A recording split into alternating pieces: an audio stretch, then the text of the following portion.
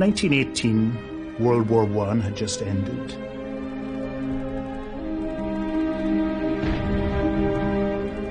Much of Europe was scorched earth. The seeds of Nazism had been planted. A few years later, the Surrealist Manifesto said that art should record dreams. But what dreams?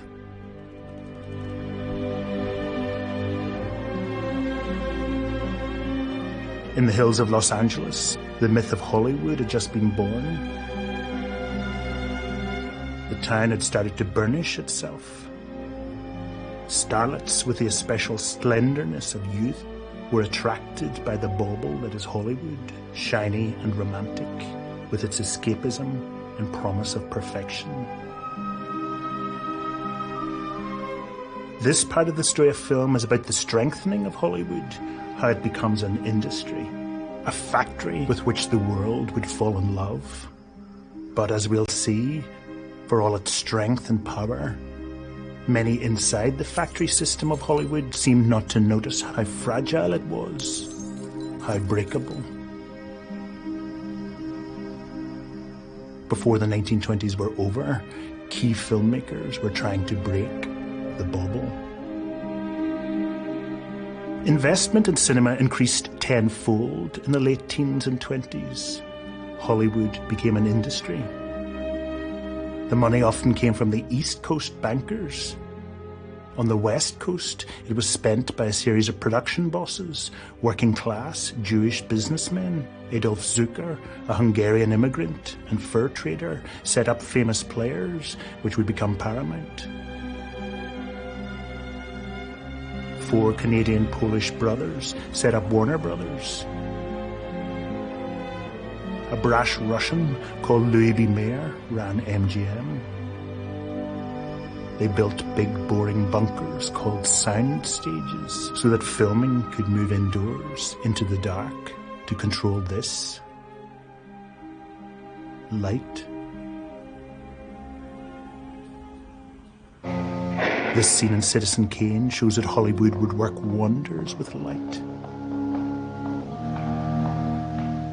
The beams make the library look like a sepulchre. The documents gleam. Thank you, Jim. Hollywood set up a production line system, the way that the Model T Ford motor car was assembled. In Japan at the time, directors led the production process. But in Hollywood, it was production bosses like Zucker and Mayer and Warner. Below them, in the movie barns, writers would concoct stories. Talent scouts would find new starlets in coffee shops or magazines. Set designers in the boring buildings would invent magnificent buildings. This is what legendary Hollywood designer William Cameron Menzies thought Baghdad might look like. Inhuman in scale, elegant and decorative.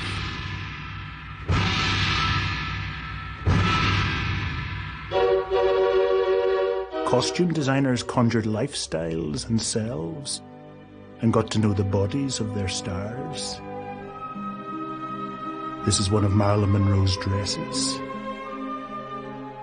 Makeup artists came up with new types of foundation and eyelash and look. This is the room and table where Marilyn Monroe went blonde. Engineers devised new technology. Lights to illuminate hair, to make eyelashes cast shadows on the face of Marlene Dietrich in Desire. Dollies on which to move the camera to make the image glide. The image glided and gone with the wind, as if blown by the wind away from the lovers and the sunset.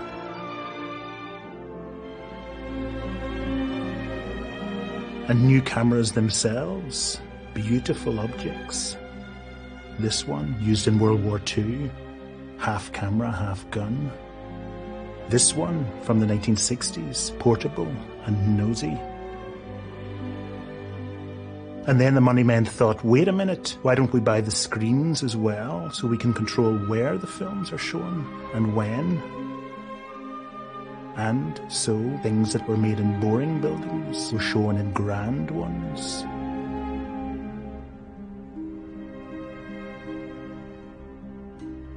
The whole point was to standardize and control. Actress Joan Crawford's contract specified when she should go to bed. Johnny Weissmuller's Tarzan contract fined him for every pound he weighed over 190 pounds. Novelist Henry Miller called Hollywood's production line a dictatorship in which the artist is silenced. It was a dictatorship, and yet some say there was genius in it. A genius of sorts, Busby Berkeley, choreographed this fantasy, girls in the snow, making patterns with their moves, increasingly abstract, geometric.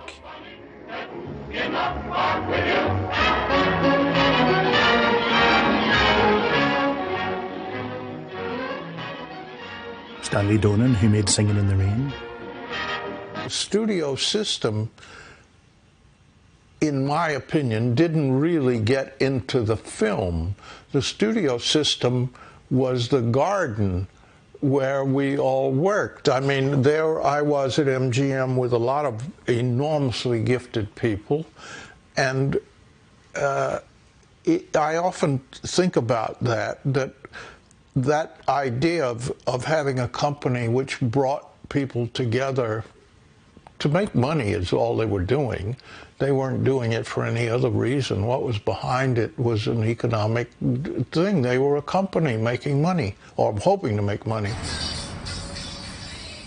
So the industry was a bauble, but also a garden, which is what Agnes de Mille called Hollywood a decade earlier.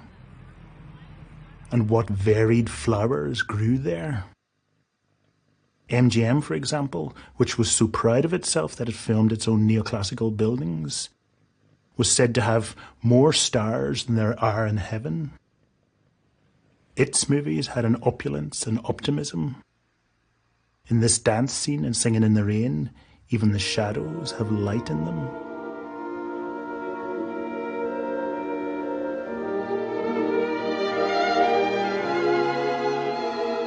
Warner Brothers was more streetwise. Its stars were angels with dirty faces. Scenes like this one from the Maltese Falcon had a downtrodden hero, harder lighting, sharper shadows, gangster outfits, nighttime settings. Murder, melodrama, movie journalism. This scene from The Scarlet Empress shows Paramount style, sparkling, champagne-y, costumes on display, feminine, romantic, wry, more taken by the veiled in the East. Tell me, Alexa, are you still fond of me? Yes, Your Imperial Majesty, I love you. The studio system was a capitalist production line. It was copied around the world in India, Mexico, Italy, Britain, China, Hong Kong, Korea, and France. Each of those industries made formulaic, copycat movies. But the system also fostered expertise and taste, extravagance and brilliance.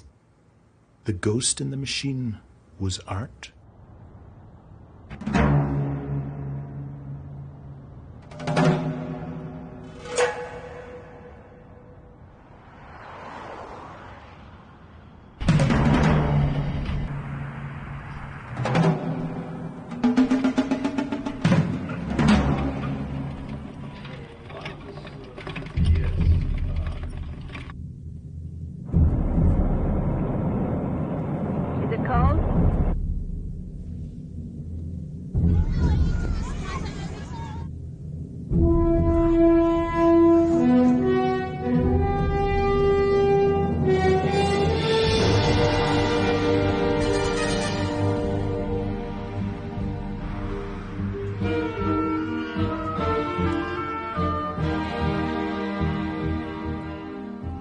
By the mid-20s, the boring buildings were making 700 films a year.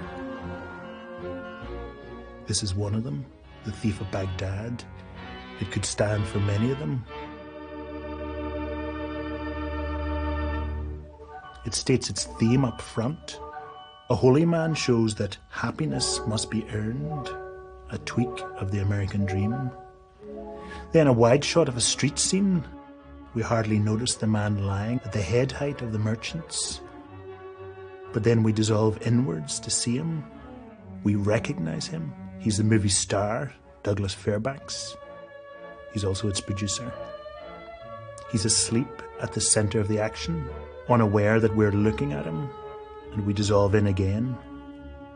Soft lighting, shallow focus, make up a certain femininity.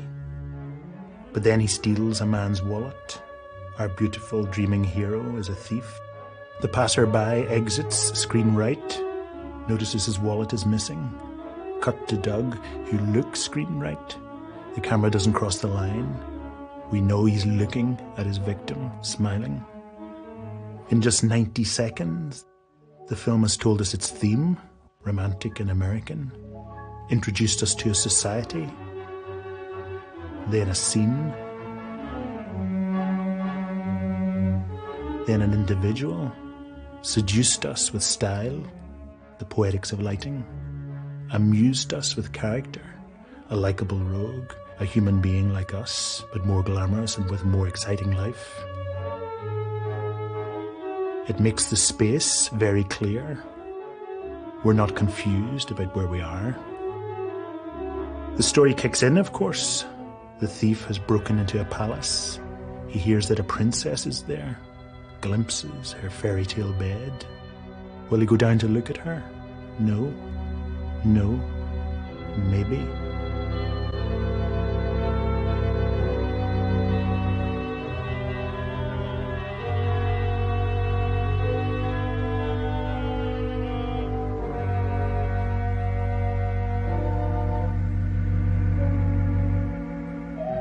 No.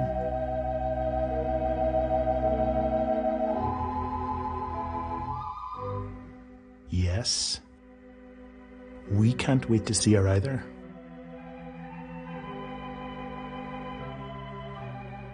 The curl of the fantasy balcony, the elegant attenuation of her mosquito net. His trousers are see-through now. He looks through the net, his shadow. Hollywood cinema, the bauble, is brilliant at the anticipation of seeing, the desire to see, the pleasure of seeing. The thief falls in love, of course, and his love sets in motion the rest of the film. This sort of movie is usually called classical, but really it's romantic.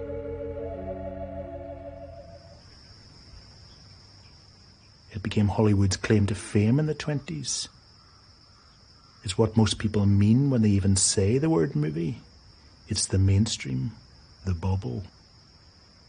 So Hollywood mainstream films in the 20s were entertaining and romantic, but our theme is innovation in cinema. Were they innovative? Some of the most popular films of the 20s, the comedies, most certainly were. 3 filmmakers, Buster Keaton, Charlie Chaplin, and Harold Lloyd, were the greatest of the American comedy directors. Before them, there was mostly slapstick. This sight gag on a fast-moving train was typical, a good cheap laugh using a bucket of water. But then came Keaton, obsessed by the camera. In this scene from his film The Cameraman, he shows that fascination.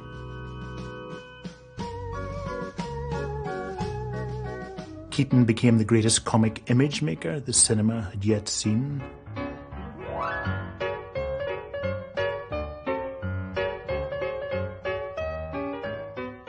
He thought like an architect.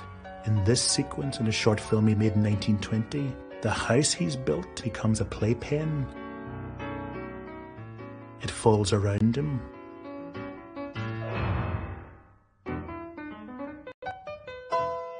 Keaton helped define silent cinema. He just got it. We've already seen that he got that in editing. A cut replaces one space with another. Here he jokes about it, as if, as he's walking down a street, he's suddenly on a cliff top. But as this scene shows, he also got that movies are about looking.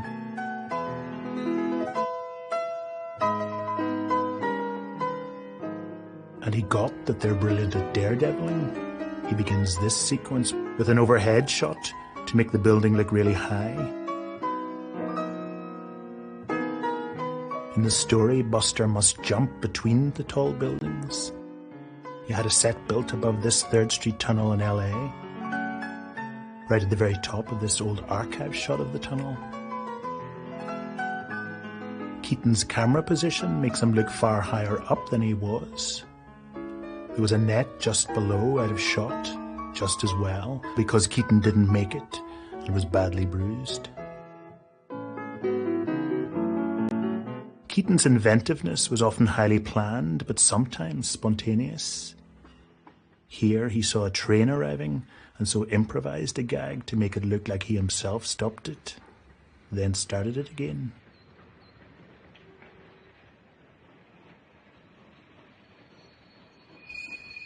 One of his greatest movies, The General, was a comedy epic about a train. It's set during the American Civil War.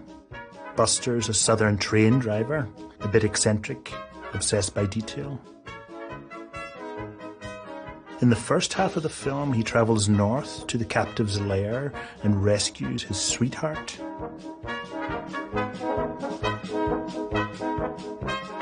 Every visual joke and setup in the first half is repeated and amplified in the second, but in reverse order. We get the pattern. We see the next joke coming and we're laughing before it even starts. The climax of the film has been called the most stunning visual event ever arranged for a comedy, perhaps for any kind of film. The northern enemy's advancing, so Keaton sets fire to a bridge. Their train crosses, the bridge gives way. This is no trick shot. The locomotive and the bridge were real. The wreck of the train was visible for years to come. Such scale, such sublime, was a key element of silent film.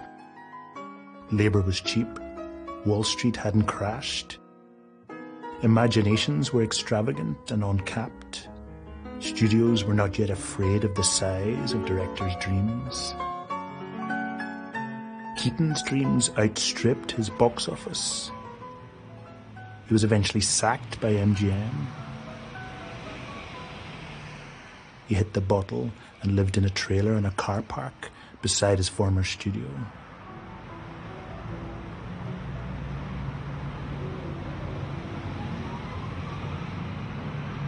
He was forgotten for years.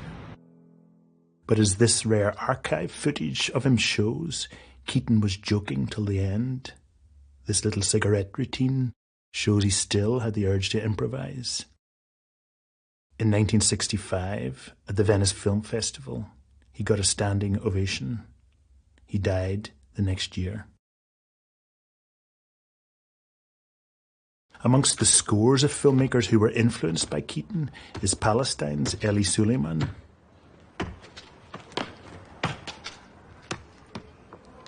This scene shows that Suleiman, like Keaton, filmed in deadpan. He keeps back from the action and finds grumpiness funny.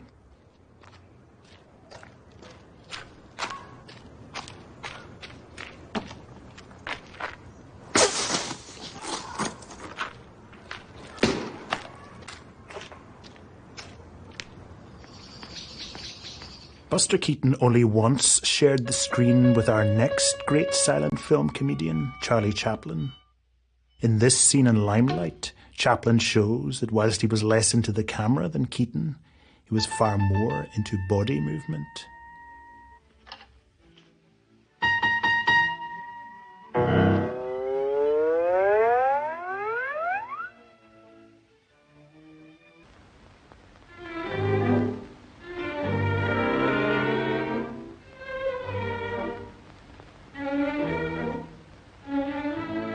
Chaplin thought like a dancer and a vaudevillian. Here he rehearses a comic movement before filming it in costume.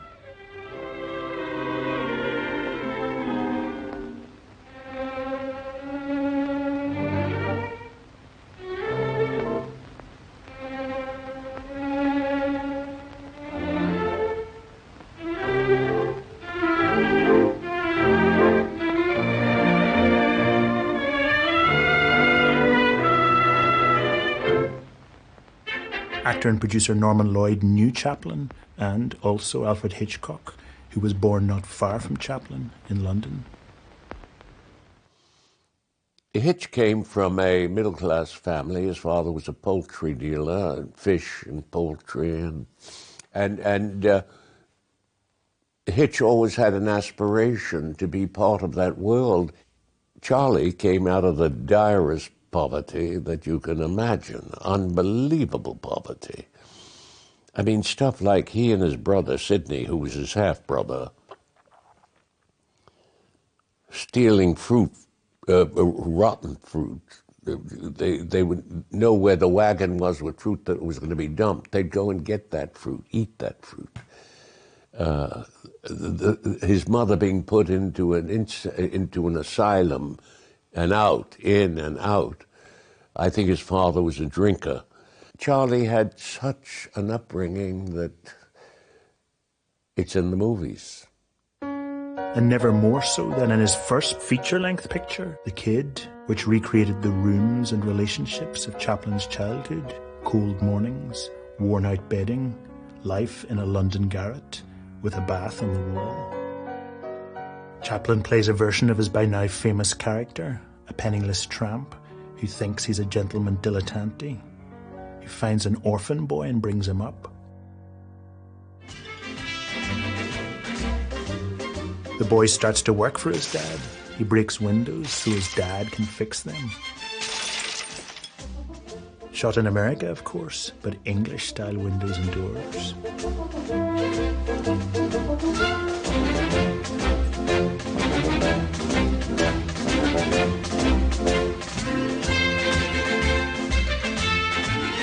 Eventually, the boy's taken to an orphanage.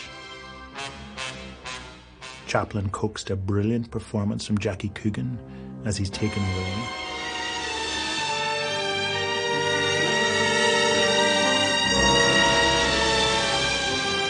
The film humanized comic cinema. It D.W. Griffithized it, you could say.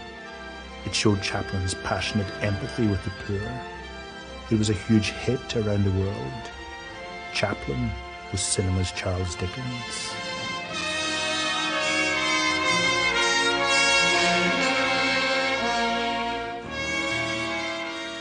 He built his own studio in LA in the English style and filmed it in time-lapse. A rare thing to do, which shows his pride in it. He had Final Cut on his films. His premieres were mobbed. The studio today looks like a row of English houses plonked in a megalopolis.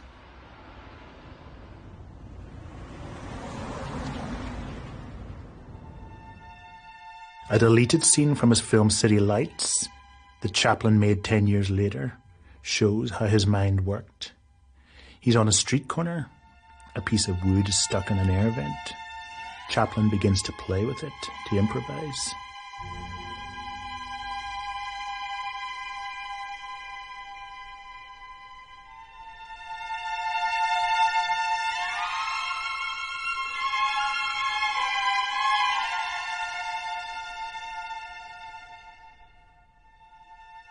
The Soviets thought of him as a Marxist, but Chaplin was almost a Jungian too, a believer in play, inspiration, finding ideas within yourself.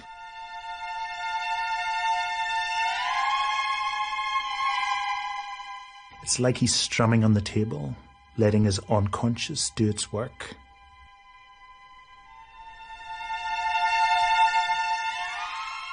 "60 years later, the British director Nicholas Roeg also seemed to try to show the unconscious lives of his characters. Could be right. Then again, why spoil the mystery? The people act cruel with each other, but their hands, filmed in close-up, suggest twitchy mental energy. Chaplin's deleted scene is a lovely little poem about daydreaming and street corners.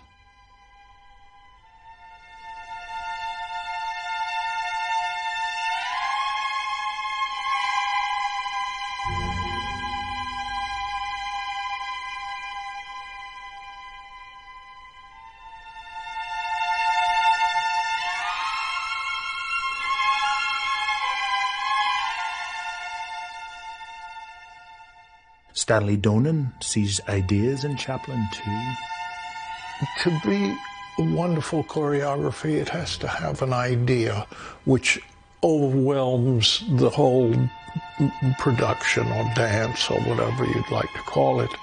And that's what's hard to find, a great, wonderful, encompassing idea for the musical number. Well, the idea of the dictator kicking the balloon is a great metaphor because it's Adolf Hitler making the world his toy. And the image is so spectacular that that's the kind of thing I'm talking about. If you can come up with that kind of idea, but it had to be, first he was going to make, I don't know how he thought of it, in what order, but he was going to make a film about Adolf Hitler, and he was going to play Hitler, and how was he going to make a buffoon of him, but not make him be the ogre that he was, and that's quite an accomplishment.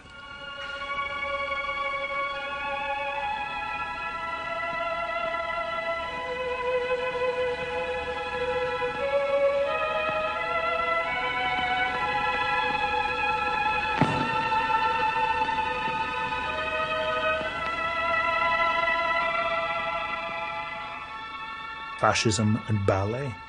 Who else would have thought up a scene like this?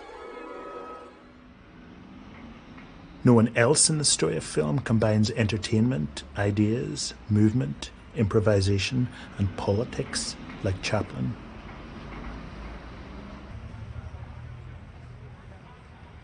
In France in the 1940s, Chaplin inspired Jacques Tati, but Tati leant forwards and wore short trousers, where Chaplin leant backwards and wore long ones. In Italy, Toto became a huge star, wearing Chaplin's trademark bowler hat and with Chaplin's jabby, confident manner. And in the massive film industry of India, this man, megastar and director Raj Kapoor, modelled his screen character, the tramp, on Chaplin's, streetwise, plucky, tipping his hat, stealing from the rich.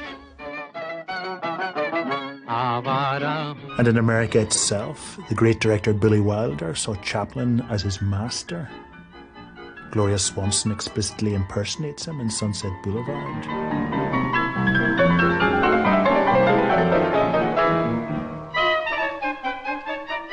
But even a moment like this in Chaplin's The Great Dictator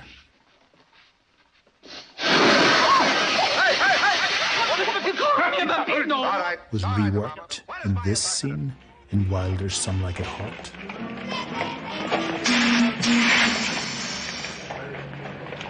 Look at that! Look how she moves! Chaplin co-founded United Artists, the studio that made Some Like It Hot. The studio was one of the great foundation stones of Hollywood. Chaplin was in American cinema's bloodstream. But to the country's shame, it kicked him out in the 50s because he was a leftist. When you work with a man like Chaplin or Renoir, you assimilate, you hope, their greatness. That is to say, you become part of their world. And you try to not only work on that level, but you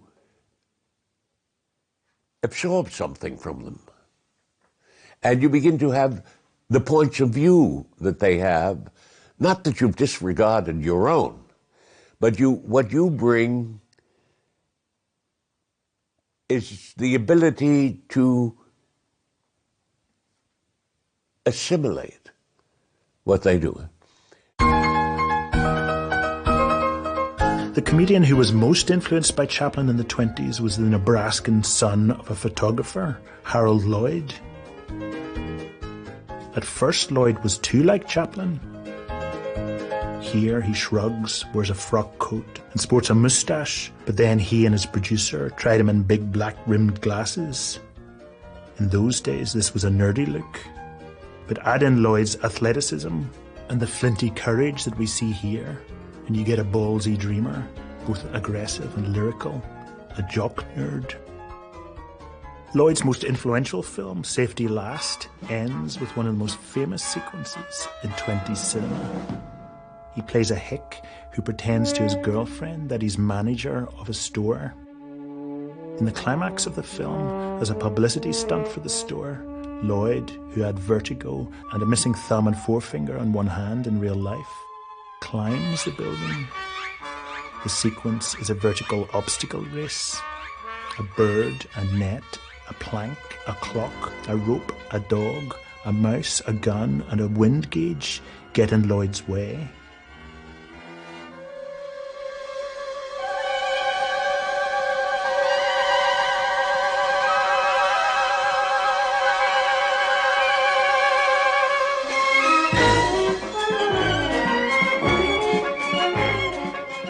When he finally reaches the top of the building, the action reaches a crescendo and he swoops in an arc into the arms of his sweetheart.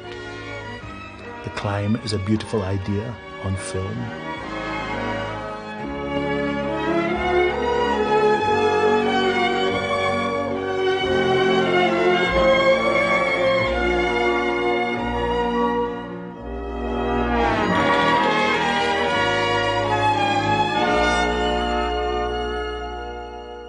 On the other side of the world, Japan's great director Yasujiro Ozu was influenced by the ballsy dreamer.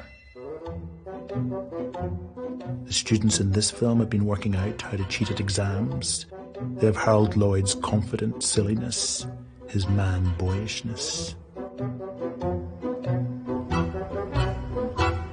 The comedies were the brightest, most entertaining and innovative things to come out of Hollywood in the 20s.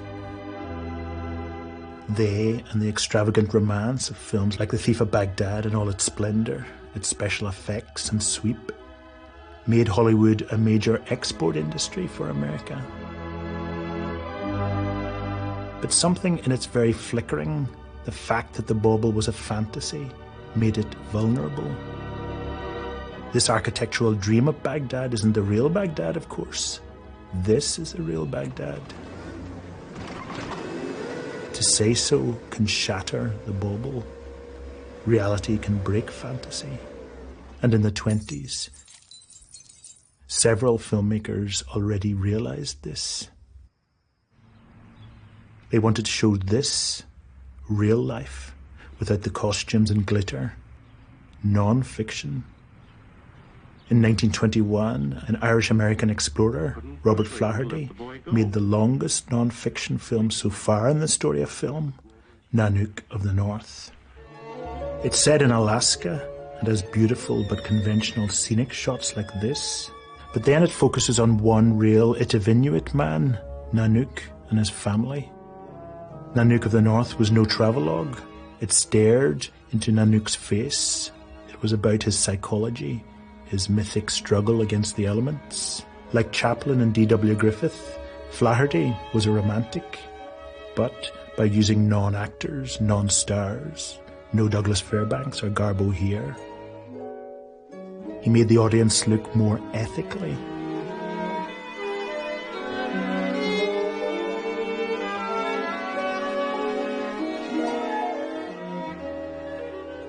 As it happens, Flaherty staged this scene and others. But Nanook of the North was a huge hit around the world. People had seen a real man, a playful father with a sense of humour, on screen.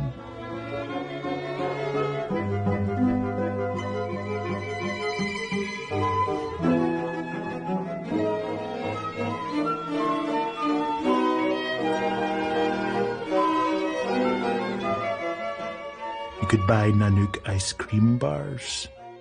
Nanook's death, 2 years later of starvation, made headlines. And so, documentary as an art form, as a viable genre, was born. Documentary is often thought of as merely information, but in fact non-fiction cinema is amongst the most innovative in the story of film. Farouk Farrokhzad's Iranian film The House is Black used beautiful tracking shots to turn a home for people with leprosy into a film poem.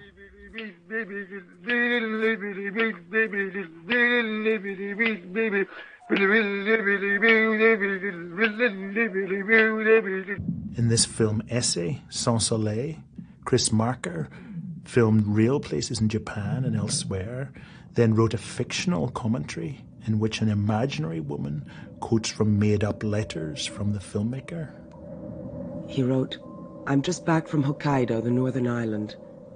Rich and harried Japanese take the plane, others take the ferry. Waiting, immobility, snatches of sleep. Curiously, all of that makes me think of a past or future war." Imagined words on top of non-fiction pictures. I think that's why I got into so much trouble when I got back. Because I was in the mind frame of, well, just come back from a place where everyone wants me dead. And director Brian Hill and poet Simon Armitage interviewed this man about his war experiences, then turned his words into poems, then had him speak the poems to make his memories magical. And exit wounds or burns to the face, you're just soft in the head. And the British Army isn't the place for a lying bastard or basket case.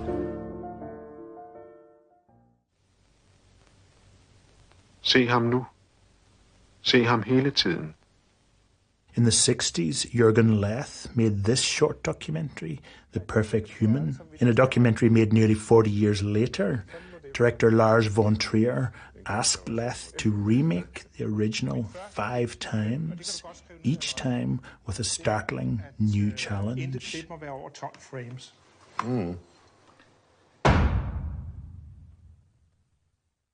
All these are innovative high points in the story of film and show that documentary directors from Flaherty onwards were really co-directors. The other half of the directing team was real life itself. Back in LA in the 20s, maybe it was seeing documentaries like Nanook of the North that led our next filmmaker to use realism to undermine the Hollywood fantasy.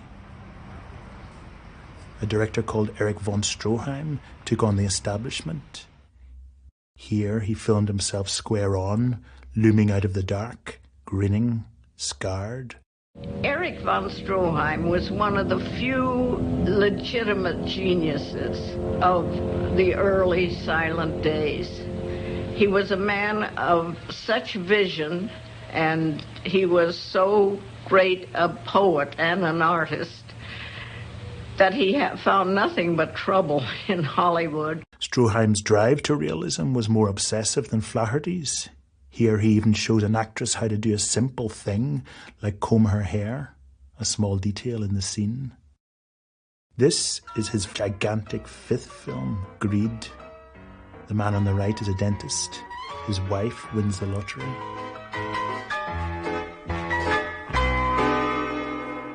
In the original prints, the money was hand-tinted yellow.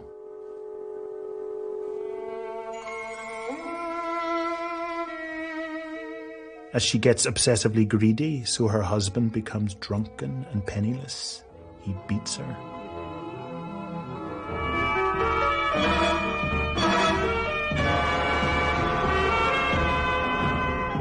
Stroheim shows her agony, her smallness.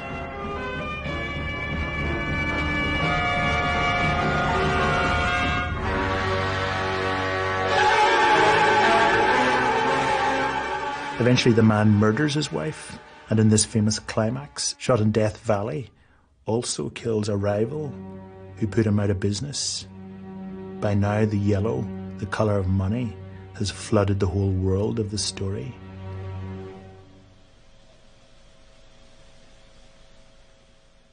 And as the man's handcuffed to the body, so he himself must perish.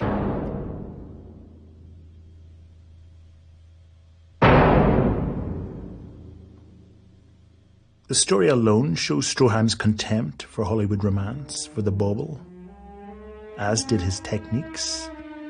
He shot every scene of the novel by Frank Norris, on which the film was based. 9 months of shooting.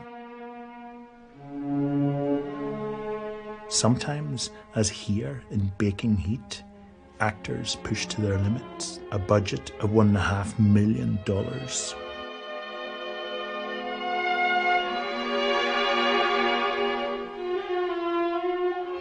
The finished movie ran 7 hours.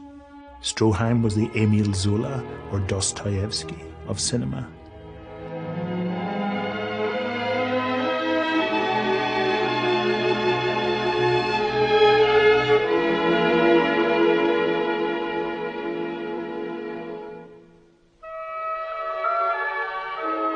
Cinematographer Carl.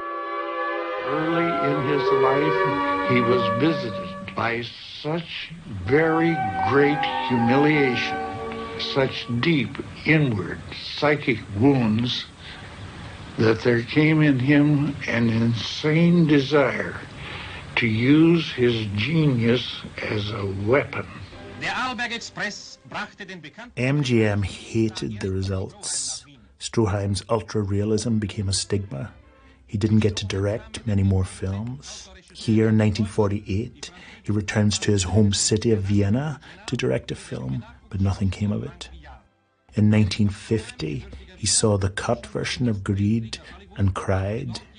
He said that the film was dead. In the same year, Stroheim played the protective butler in Billy Wilder's Sunset Boulevard. Race upstairs. You musicians mustn't know what happened. In this famous scene, Wilder shows fictional movie star Norma Desmond watching one of her old movies. The clip is from a sublime, extravagant rail movie from the 1920s, Queen Kelly. It was directed, way back then, by none other than the sublime, extravagant Erich von Stroheim. For complicated reasons, the movie never saw the light of day. We didn't need that. 3 years after von Stroheim's Greed, another MGM film tried to portray 20s America with far more realism than romantic cinema. It became the greatest pre-Wall Street crash social problem picture of its time. The Crowd tells the story of an ordinary New York couple. They have a child, but she dies. In this heartbreaking scene, the father thinks his dead daughter's merely sleeping, and so tries to hush the street noise so that it won't disturb her slumber.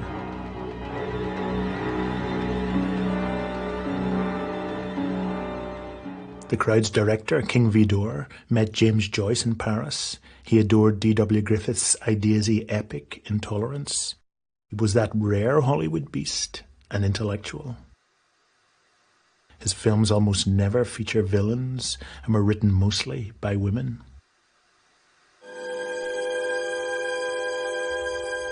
Vidor pushed realism and acting beyond the Hollywood norm. Here he films the leading actress in The Crowd in static shot, a longish take, no fancy clothes or set, just her growing despair.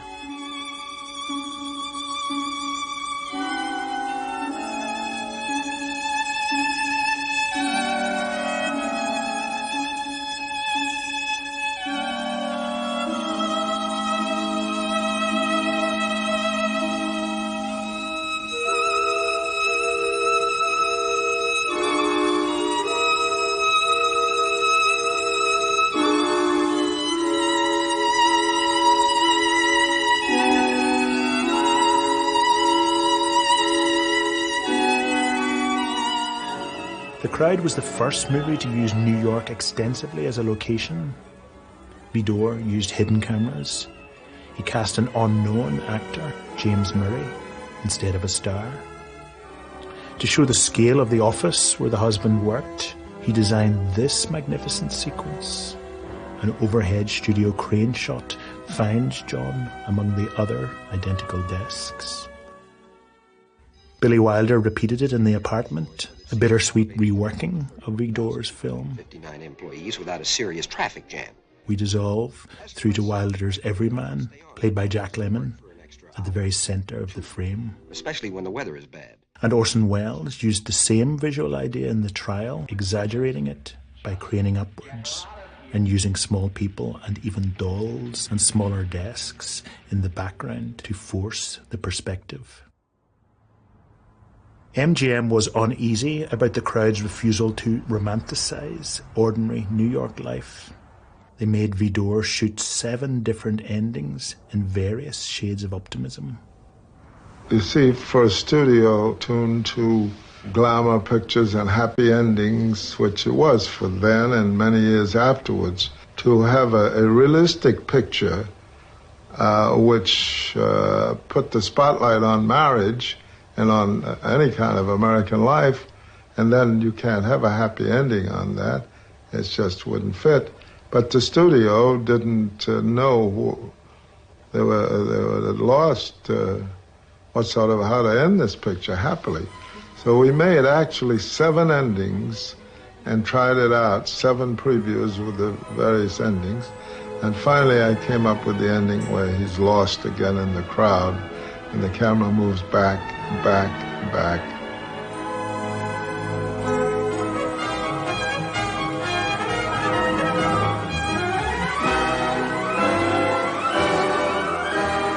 The crowd sums up a lot about cinema of the 20s and 30s. It showed mass society emerging. It focused on the everyman, as French films would do. It showed the kinetic energy of cities themselves, their rhythms and compositions, like the German movies of Fritz Lang and Walter Ruttmann, and the Soviet films of Dziga Vertov.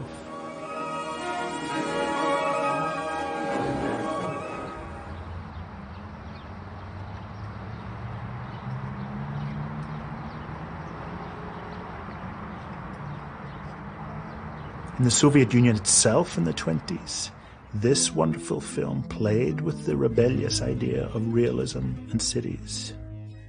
We're on Mars. It's all angles, diagonals, modernist costumes. This is Queen Aelita. She's shown Earth for the first time and sees a city.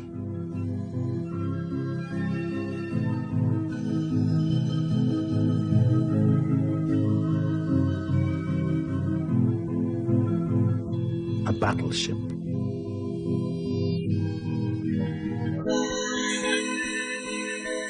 Then a focus pull to a balcony in Moscow.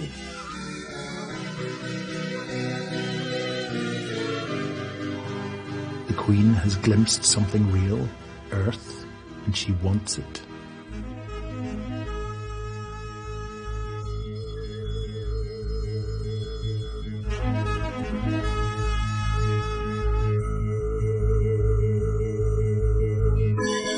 We'll get to the famous Soviet films of the 20s soon, but those by this director, Yakov Protazanov, are quite unlike them.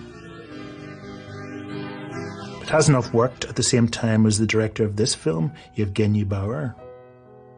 A scholar studies in his room, handsome side lighting. The scholar's aunt arrives. Bauer uses an open door to create a slit on screen like a Vermeer painting. Later, we're in the scholar's study. Daringly for the time, a main source light is in the shot, here in the foreground.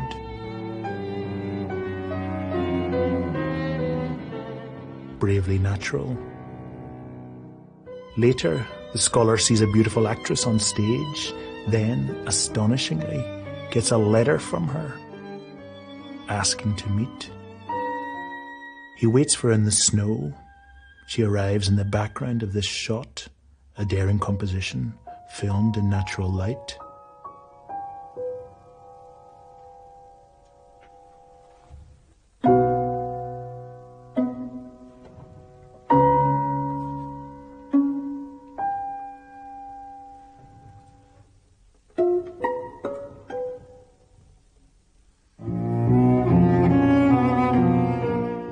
And then the actress dies, and the scholar begins to dream of her. Here, in a field, she walks into a beam of intense light.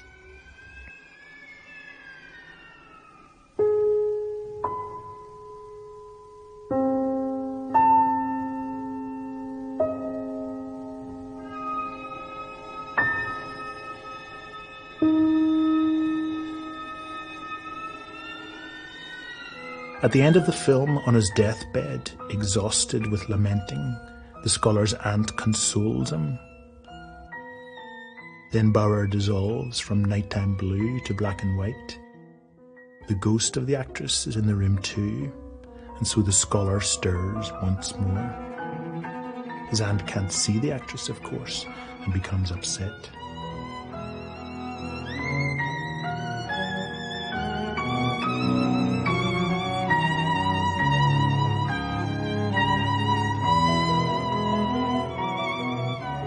Where romantic cinema was usually optimistic, these early Russian films were laments, pessimistic in a way, about the realism of grief and loss and longing.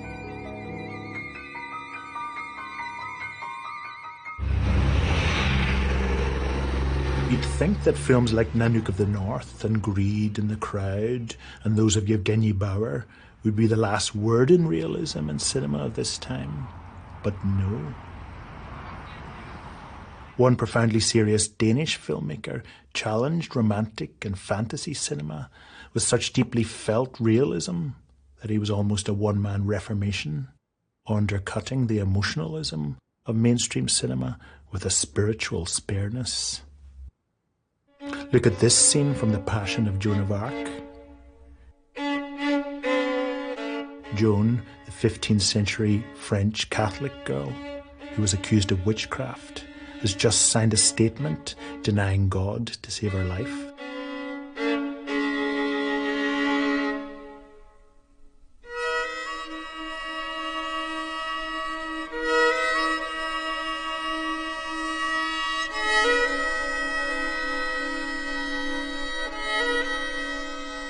The actress Mary Falconetti had never been in a movie before, nor would she again.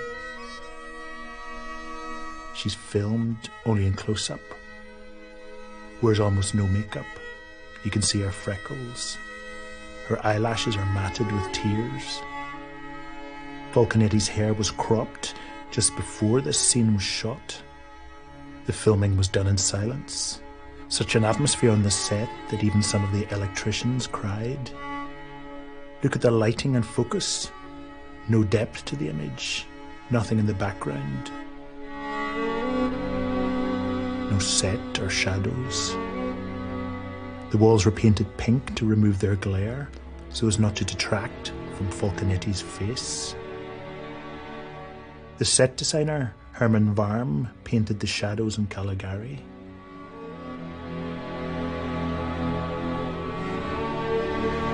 The film was directed in France by a Dane, Carl Theodor Dreyer. He was brought up in a strict Protestant family. Falconetti and the others are speaking. Dreyer had them say the actual words that were spoken at the trial nearly 500 years earlier. He thought that this gave the scene conviction.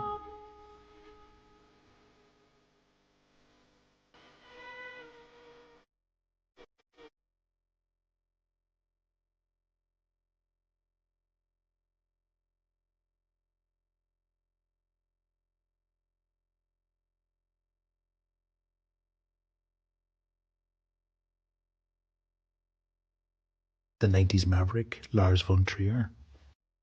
Dreyer is fantastic. Why? He the same thing that he did with the decor, he also did with the script, you know. He started with a very thick script and then he kind of reduced and reduced. I don't know what he did, but it had this monumental feeling, of course, after reducing for many years. It's like a very good soup, you know, that has been reducing for a long time. I don't know why he's great, but you know, I think that goes for everybody. Why is Tarkovsky great? It's really difficult to say, but it was, for me, to see his films kind of a revelation. So, no, it's really,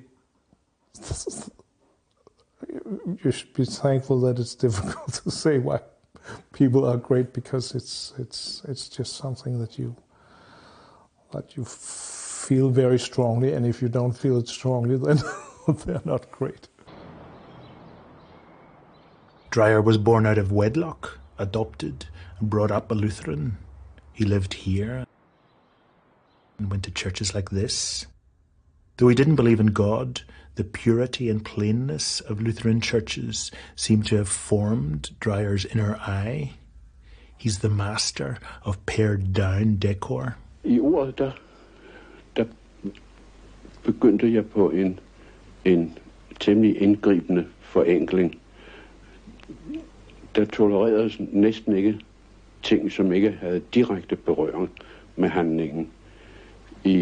Der var et stort køkken, også det ville jeg gerne forenkle, og det lykkedes mig på den måde, at der man jo ikke kan forenkle eller stilisere virkeligheden uden at kende virkeligheden. Så bad jeg den dame, der forestod kantinen, om at møblere dette køkken, som om det var hendes eget, og således at hun selv ville føle sig tilpas i det. Og hun kom slæbende på masser af ting, der hører hjemme i et køkken, og tallerkener og krukker og alt muligt, og det blev stillet op efter hendes ønske. Og da hun var færdig, så tog fotograf Benson og jeg fat på at udrydde alle tingene. Vi fjernede dem et stykke for stykke, og til sidst var der kun en 4-5 ting tilbage.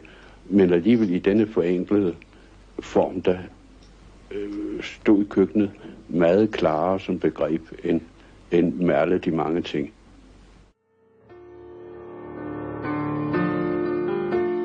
Even in his first film, The President, he seems to want to simplify and purify his images in a Protestant way.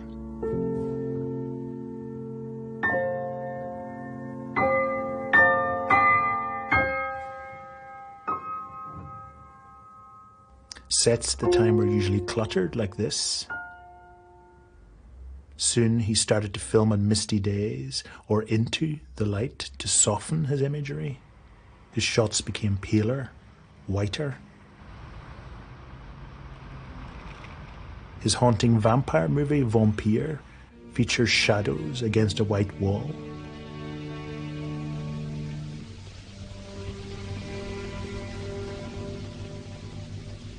They have a life of their own.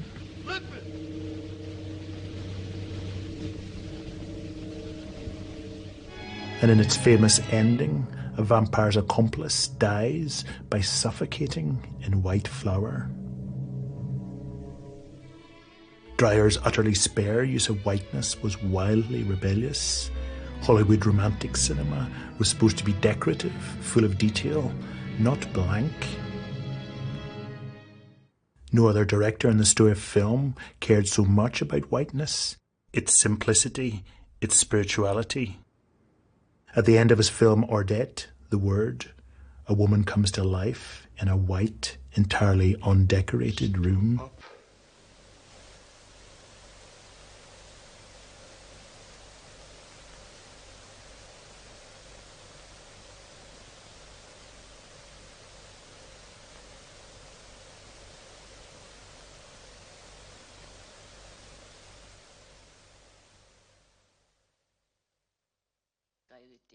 In Dreyer's last film, many years later, a woman believes so completely in the power of love that he films her as if through a white scrim, as if in heaven. And she says this. Se kun på mig. Er jeg smuk? Nej, men jeg har elsket. Se kun på mig. Er jeg ung? Nej, men jeg har elsket. Se kun på mig. Lever jeg? Nej, men jeg har elsket.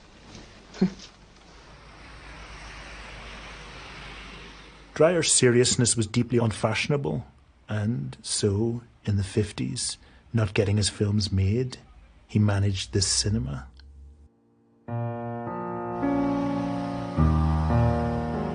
The Danish Film Institute now has a study centre dedicated to his work.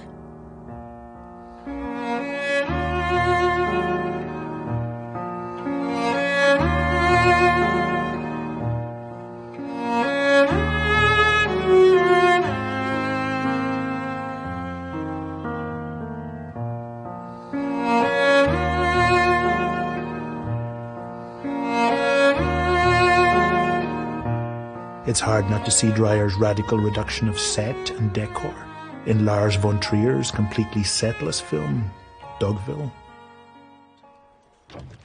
Hey, Martha. Hello, Tom. Listen, they're all coming. This was the opposite of romantic Hollywood cinema, a million miles away from the decorative splendor of The Thief of Baghdad. Special permission from the regional director, I Tom. repeat, we don't need the organ. We can be spiritual without singing or reading from the Bible. It's almost 7. Don't forget your bell now. This is the original screenplay from Dreyer's film Joan of Arc. He sketched an idea for an image in the film in the margin.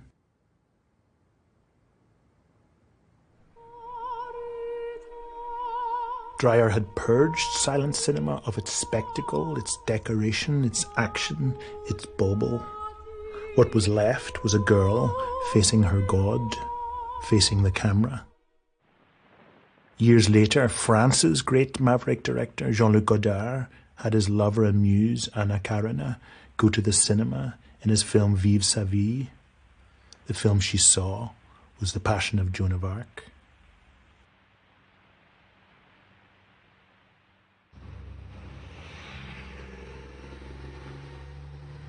Dreyer's Scandinavian spiritualism and fatalism was a universe away from this place, Hollywood. Escapist romantic movies were what most people saw in movie palaces like these. Places you'd go after a hard day's work to forget your troubles, to see what utopia might feel like.